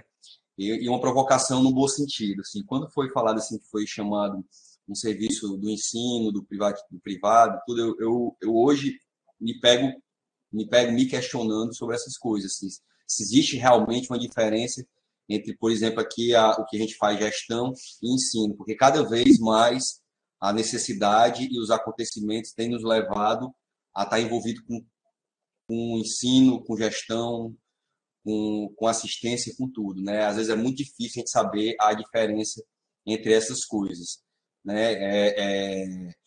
A Natália pontuou a questão do marca de 2017, né, em que a gente juntou aqui a regulação com o telesaúde, e eu queria pontuar um marco que até foi colocado pelo Alberto, a questão do Covid. O Covid aqui nos obrigou a evoluir, sim, muita coisa na marra, né, a gente conseguiu de conquista e de melhoria dentro da regulação. Uma das coisas que eu posso dizer aqui é a questão da tele-UTI, né? A gente também tem intensivista que faz o acompanhamento, né, dessas UTIs que foram abertas aí pelo interior, né? Aqui a gente tem uma equipe que no início era o Mozart que estava aqui, né, que ajudou a construir, e agora o César Ponte, né, que também está aqui encabeçando a equipe, e ouvi umas coisas que o Alberto falou e que sabe, reverberou bastante em mim, porque justamente é isso, a gente começa a ver que no interior ou nesses lugares mais distantes, a gente tem sim fragilidades, e um aspecto da telesaúde nessa circunstância é que nos pôde perceber e enxergar essas fragilidades, né? Se de repente é um apoio simplesmente de conhecimento, na verdade, ou é a falta de tecnologia, porque esse entendimento para a gestão, ele é essencial, nos faz entender muita coisa, né? E uma coisa que a gente tem observado, principalmente na questão da UTI, que é uma coisa que a gente sempre tem ideia assim, teórica na questão da telesaúde, mas é que cada vez a equipe das UTIs, como elas não mudam tanto como na atenção básica, elas precisam menos do apoio, porque elas vão aprendendo, né? E isso aí para a gente é notório, né? Hoje a gente está vivendo uma questão de muita criança, né, na rede, precisando de criança grave, com quadro respiratório, e agora a gente tem também intensivista pediatra, né? A gente vai iniciar agora, né, nessa semana próxima, fazendo a mesma teleconsultoria, fazendo round virtual nas unidades que estão mais sobrecarregadas, né? E também ajudando na triagem das unidades que não são unidade de terapia intensiva, para poder identificar crianças que têm prioridade na rede, né? E aí é o grande ponto que a gente tem teve ganho aqui na regulação quando juntou a questão do telesaúde com a regulação. É porque a gente saiu daquela ideia de que a gente ia ajudar a resolver tudo na ponta. Na verdade, a gente ajuda a resolver muita coisa na ponta. Mas aquilo que a gente identifica que é prioritário, a gente tem como priorizar nas filas. Às vezes a gente não tem a oferta que a gente gostaria, né? Mas a gente consegue saber quem precisa mais do que aplicar, de fato, assim, um princípio de equidade, né? E a partir daí, dentro desse movimento todo, né, o telesaúde não nos ajudou não somente nos aspectos que já foram colocados aqui, mas também nos ajudou a justificar o aumento de oferta. Nós conseguimos, por exemplo, mais oferta ambulatorial no HGF, mais oferta ambulatorial em Messejana, né? Os hospitais começaram a ver que as filas eram reais, assim, né? Lógico que a gente tem muito a melhorar, mas nos deu respaldo para poder estar visitando. E uma outra coisa que eu queria colocar, que nós temos, de fato, 24 especialistas aqui, mas não são qualquer especialista. Na verdade, os especialistas que nós temos aqui, eles são especialistas que têm experiência, que já conhecem a rede, que sabem, a gente costuma dizer, brincando aqui, aonde a coruja dorme, né? Então, assim, sabem brigar pelos pacientes e aonde colocar. Fazem, como a Natália falou, o acompanhamento dos pacientes, né? A navegação dos pacientes, quase me faltou a palavra, e isso para a gente foi um ganho, porque nos ajudou a ter credibilidade junto às unidades. A gente trouxe profissionais, por exemplo, a doutora Clarice sabe, assim, que a nossa interlocução com a Elane, por exemplo, em Messejana, nos ajudou a ter credibilidade em Messejana, a interlocução com o Norberto lá no HGF, nos ajudou a ter credibilidade. E aí, dentro de todo esse processo, fica até difícil de entender as atividades que nós estamos fazendo aqui, porque acabou que virou um turbilhão de coisas, né? A gente, eu costumo dizer que a gente dá consultoria a outros profissionais. A gente dá consultoria tanto a quem está na atenção básica, a gente dá consultoria a quem está regulando na UTI aí pelos interiores, a gente dá consultoria a quem está no SAMU com paciente infartando, precisa trombolizar, né? É um negócio tão sutil que hoje os nossos especialistas eles dão consultoria, inclusive para os nossos próprios reguladores aqui de leitos, quando precisa de um respaldo para poder um hospital aceitar o paciente. Então, virou uma regulação, eu diria assim, mais proativa, sabe? É uma coisa que, como nós já estamos aqui no final de gestão e a gente passou por 3 ondas de Covid, é uma coisa que quando a gente lembra, assim, quando eu vejo a Natália falando e apresentando, é difícil eu não falar, até me emociono, né? A gente faz teleconsultoria para as teleconsultas das unidades hospitalares, que é o que a gente faz, por exemplo, com a Clarice, com a Elaine. A gente tem uma plataforma em que as unidades usam para poder consultar os pacientes no interior, dentro do mesmo raciocínio, para evitar o deslocamento desnecessário e para poder adiantar ou priorizar aquele paciente que precisa realmente vir e que precisa vir logo, né? Então, hoje nós temos muitos desafios aqui na regulação, né? E eu vou voltar aqui à questão do ensino. Eu acho que esse é uma coisa que a gente aqui dentro da regulação, a gente hoje trabalha com dado. Isso foi uma mudança também que ocorreu agora com essa questão do Covid. A gente em cima de análise de dados o tempo todo, né? E a gente tem muita informação. A gente precisa, nós aqui, enquanto Estado, enquanto regulação do Estado, publicar mais, e aí a gente precisa estar próximo de vocês, da faculdade, certo? Da academia, nesse sentido. A gente precisa da ajuda de vocês. A gente precisa publicar mais. Hoje, nós estamos comemorando aqui o primeiro dia que a gente está recebendo interno da UFC, né? Dentro do serviço. Porque a gente considera que essa questão da rede é uma grande falha que nós temos na nossa formação em saúde, né? Então, estamos felizes, eu particularmente, falar por mim aqui, estou muito feliz de estar junto de vocês, certo? De ter a Natália à nossa frente, nos ajudando, certo? Nos ensinando e estar aqui participando desse serviço. E espero que isso aqui seja uma aproximação permanente, cada vez maior, certo? Era só mais ou menos isso, assim, para não me estender muito. E eu queria, mais uma vez, agradecer e desejar uma boa tarde a todos. Foi excelente a palestra da Natália e também a intervenção do Dr. Luiz Costa foi maravilhosa. E a ideia é justamente essa, né? Existem núcleos que estão fazendo trabalhos excelentes que a gente não conhece a dimensão do trabalho que cada núcleo está fazendo e que a gente possa unir forças, né, para criar essa cultura geral, né, da saúde digital cada vez mais forte, que ainda é muito deficiente, que tem um espaço para um crescimento gigantesco. E com relação à questão das publicações, será um prazer receber os trabalhos aqui. O professor Luiz vai ficar muito contente de se receber e, inclusive, de marcar encontros presenciais para que a gente possa ver como a gente pode estar aprofundando esse trabalho em conjunto, né, professor? Olha, eu fico felicíssimo em ver a apresentação da Natália e do Luiz Costa, porque há muito eu escuto a seguinte expressão, a seguinte fala. Quando a gente consegue juntar a telesaúde, a telemedicina, né, desse trabalho que o Luiz coordena hoje, desculpe, a gente consegue fechar a cadeia produtiva da saúde. Se a telemedicina e a telesaúde, a regulação, não convergirem, não se entenderem, não se auto-auxiliarem, não se auxiliarem mutuamente, a cadeia produtiva da saúde fica fragilizada e realmente não funciona a contento, né?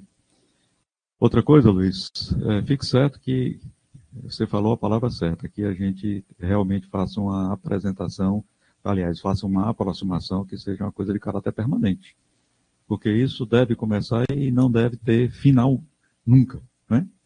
Ou seja, realmente não existe a diferença entre o que é particular, o que é privado, o que é público, etc., porque o bem é público, que é a saúde da população, seja qual seja o contexto de financiamento ou de execução.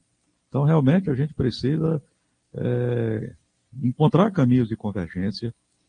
Aquela história do segredo e alma do negócio, isso aí é do século XVIII, né? Hoje, é a convergência que é a alma do negócio. O compartilhamento é que é a alma do negócio, né? E volto a dizer, nós temos agora para frente 2 tipos de escola de saúde. Aquela escola de saúde que tem telemedicina, telesaúde como ponta de lança da saúde digital, e a que não tem. Da mesma maneira que os algoritmos não vão substituir os médicos, mas é o médico que, com algoritmo, vai substituir o médico que não tem algoritmo, é a mesma coisa. As escolas que não tiverem atentas para o ensino da saúde digital, a telemedicina, inclusive, e não começar isso nas graduações, desde o início das graduações, essas escolas vão tender a nem serem escolhidas pelos candidatos a fazerem alguma formação na área da saúde, né? Isso é indispensável, né? E realmente, na força de trabalho para a saúde digital, se você não cuidar das pessoas que estão relacionadas às chamadas tecnologias de operação, gestão, governança, planejamento adequado para você. Telemedicina, telesaúde sem planejamento estratégico não funciona. Tem que ter planejamento, né? Educação, né? Logística, tudo isso é fundamental. Os nossos profissionais de saúde precisam entrar no mercado sabendo o que é inovação, o que é empreendedorismo. E toda essa imensa tarefa que vocês estão falando, olha, por favor, publiquem isso, a Revit está aqui para isso. Luiz, você e a Clarice, vocês precisam trazer essas publicações, né? Você e a Natália, desculpe, precisam trazer essas publicações dessa realidade, o que está sendo feito, para poder ajudar a divulgar tudo isso, né? Olha aí, rapaz, a nossa querida amiga, como é que vai, moça? Tudo bem? Tudo bom, Luiz? Ministra, eu estou aqui, ó. É fruto do senhor e do trabalho. Você está aí, mas está aqui também, viu? No meu coração. Viu? Então, já estou aí de volta. Que beleza. Então, eu ia perguntar qual é a revista que é... Revista de Saúde Digital e Tecnologias Educacionais, B2 da CAPES, 6 anos no pedaço. Pronto, aguardando que vocês publiquem. Pronto, a gente está precisando dessa ajuda aí, porque é muito trabalho e pouca gente. Mas a gente vai mandar aí os artigos, a gente já estava preparando. Pode preparar e mandar para cá, que será um prazer publicar, viu? Tá bom. Tem trabalho aí do mundo inteiro, viu? Vou mandar o endereço para vocês. Manda. Tá bom? Tá bom. Pronto, ó, o Cleison botou aí no chat. revit.nutedes.ufc.br, viu? Pessoal, eu vou encerrar aqui no Fala e lembrando aqui... Pois não, Luiz, pode falar. Não, eu só um ponto, rapidamente eu esqueci de falar, que é uma preocupação que a gente está tendo, o momento agora aqui do nosso serviço, é justamente que a gente tem feito tanta coisa que às vezes fica difícil, assim, a questão da atenção básica fica um pouco sobrepujada, né? Assim, tanta atividade que a gente está fazendo. E esse material que a Natália colocou aí, divulgação, é o nosso momento atual, né? A gente está agora focando bastante na atenção básica, para não se perder em meio a tanta coisa que a gente faz e enfrentar também um outro desafio, que é a questão da adesão, né? A gente consegue aumentar a adesão. Aqui, a gente tem médico de família dentro dos especialistas que justamente para fazer reunião com municípios e com quem utiliza o serviço, né, para poder estimular, a gente tem aumentado a adesão e agora a gente está partindo para a questão publicitária, né? Aí também contamos com a ajuda dos parceiros, né? Sem dúvida. Olha, isso aqui, esse ciclo de palestras, isso aqui é um projeto de extensão dentro do nosso programa de extensão. Então, nós estamos dispostos, todas as vezes que vocês tiverem alguma coisa, quiserem apresentar, participar com os municípios, etc. e tudo, estamos à disposição para fazer isso, divulgar, ajudar aí, tá certo? E as publicações podem enviar, que será um prazer fazer isso, porque a gente precisa mostrar quem está fazendo alguma coisa nesse estado, né? essas iniciativas, elas precisam ser iniciativas convergentes, elas precisam ser iniciativas em que todo mundo se junte em prol de uma causa comum, né? Eu sempre lembro de duas coisas quando eu fico falando de telesaúde e telemedicina. Uma, eu presenciei há muitos anos atrás, olha, assim, nem se falava, tá, em tele-UTI, nem não falava nada, não existia nada, né? E eu me me deparo com um colega meu, muito amigo, um excelente clínico. Ele formou 2 anos depois de mim, e eu fui visitar uma pessoa na UTI, um paciente, me encontrei com ele, e ele, assim, bem estressado, na dificuldade. O grande problema de você ter paciente na UTI era você conseguir exame de laboratório. Você imagina como era nessa época. Você conseguir exame de laboratório com um paciente que estava na UTI, rapaz, era uma luta. E ele disse assim para mim: Luiz, rapaz, eu vou dizer uma coisa. Eu só vou dizer que eu sou bom mesmo, quando eu conseguir tirar um paciente de um coma diabético sem precisar de laboratório meia-noite. Aí eu digo, tá certo. Você vai conseguir, que você é inteligente. Quer dizer, ele na época se debatia para conseguir tirar um paciente sem laboratório, só no olho clínico, só no taco, né? Hoje a realidade é completamente diferente. E a outra coisa, para finalizar, é repetir aqui as palavras de um grande orador, de um grande pacifista americano, o Martin Luther King, quando ele disse no seu célebre discurso: I have a dream. Eu tenho um sonho. Eu tenho um sonho que um dia todas as entidades que trabalham em telemedicina, e telesaúde, ensino e educação na área da saúde vão se unir em prol da melhoria da qualidade da atenção, da melhoria da inclusão dos pacientes na atenção e também na redução dos custos e do desperdício pela racionalização dos gastos e ainda mais, no quarto item que hoje está sendo apregoado, na melhoria da satisfação do paciente com a sua jornada de saúde. Eu tenho um sonho. Vamos em frente. Muito obrigado a todos. Eu só gostaria de agradecer, é difícil falar depois do Dr. Luiz, né? Só gostaria de agradecer a todos aqui e espero que esse seja realmente um primeiro passo para que a gente caminhe unidos, né? Acho que todo mundo junto a gente dá uma sacudida no mundo. É isso, gente. Obrigada. Obrigada, pessoal. Obrigada, pessoal. Boa noite a todos. Parabéns. Boa tarde. Tchau, tchau.